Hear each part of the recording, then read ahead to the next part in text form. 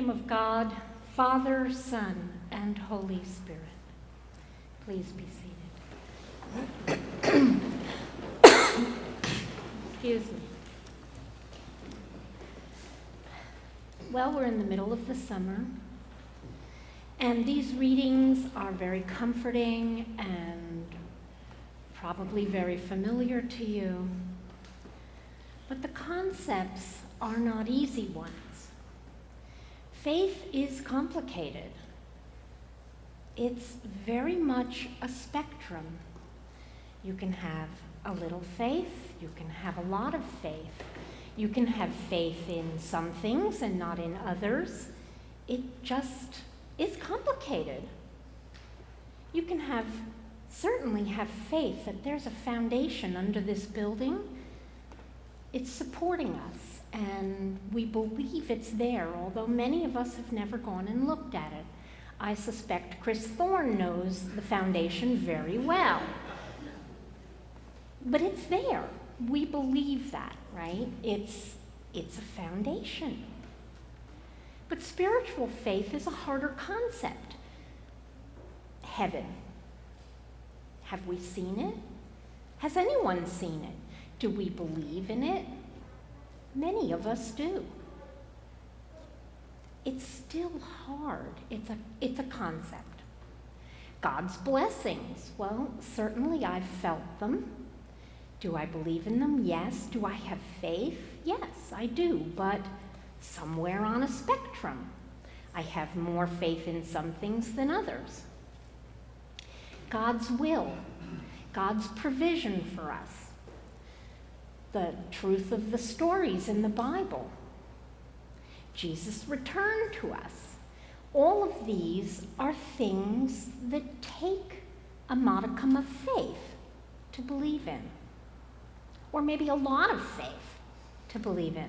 Or maybe you don't believe in them at all, or some of them.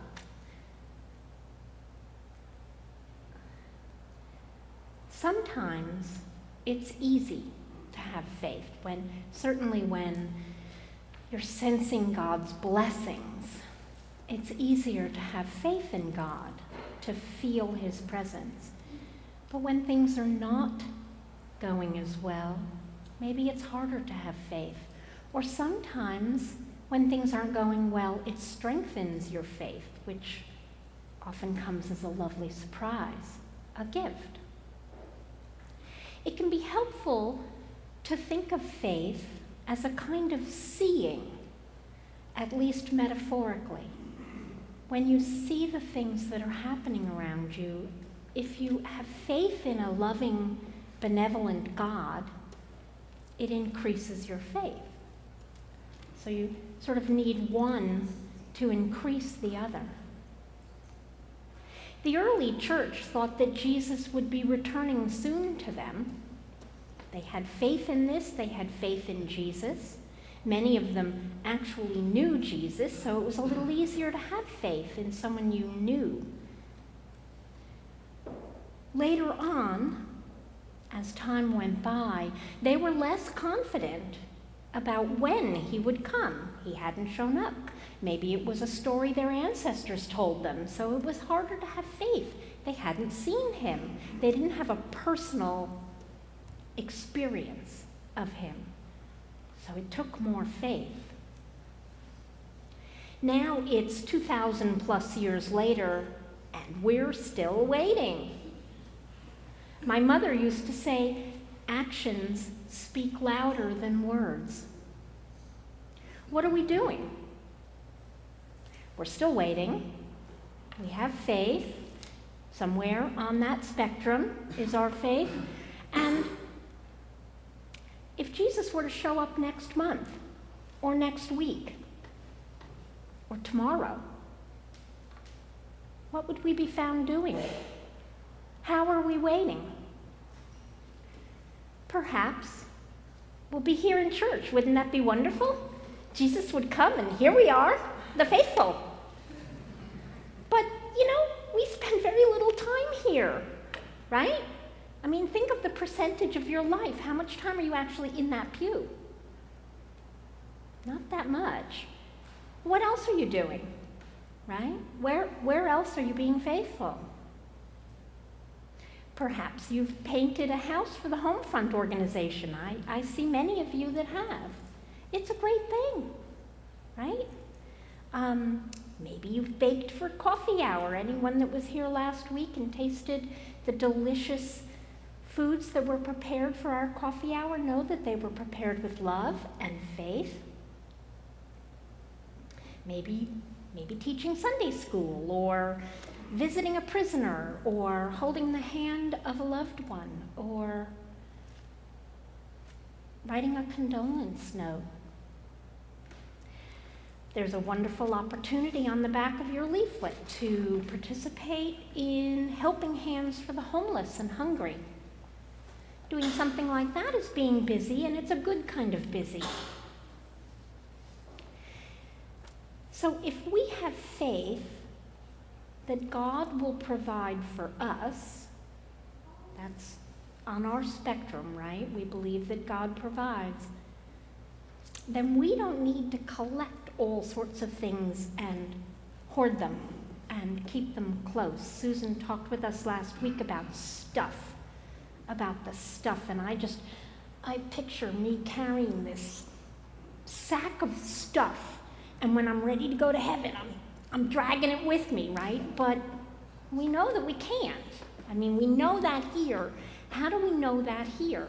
What do we do to transfer that message that the stuff that's important to us, to me, is not the stuff of God? We are reassured in the gospel that everything we need will be provided by God, by a loving, benevolent God. And on that spectrum of faith, we believe that God is providing for us now, perhaps through our education, through our families, through gifts we've been given, things that we can't take with us. Those things are perishable. How does God provide for all of us? How can God, what do we believe God is doing to provide for all of us? Well, we're pretty okay here, but there are a lot of people who are not.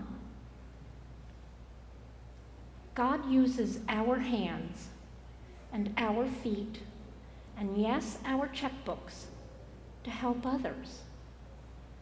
We're blessed, and the more we're blessed, it overflows. And that overflowing can't be saved, right? That overflowing needs to go somewhere, and the best place for it to go is to someone who needs what you have. And that doesn't mean that God is saying give it all to your neighbor. No, but you've got more than enough for yourself. You can give some, and it's okay. God will provide more than you'll ever need, more than you can take with you, wherever you believe you're going. It doesn't matter. You can't take it. Jesus said that we should love our neighbors. Do we know them? Do we know our neighbors? Do we know who our neighbors are? Are they in need? What do we have that we can give away? And it's not just the extra coat. It's more about the commitment and the time. And yes, the treasure. Look at the things that we spend our time and money on. It's a very easy thing to do. You can look at your checkbook. You can look at your debit statement from the bank. I barely write checks anymore. But if I look, it's a horrible exercise for me. When I look and I see the things that I buy for me, for my grandson, for my children, a meal, a restaurant, where's my faith? What am I putting my trust in? It's a daunting exercise. I dare you to try it. It helps you see where you're putting your treasure, where you're putting your heart. You know it here. What are you doing with it? Remember what my mother said. Actions speak louder than words. I think my mother was paraphrasing Jesus.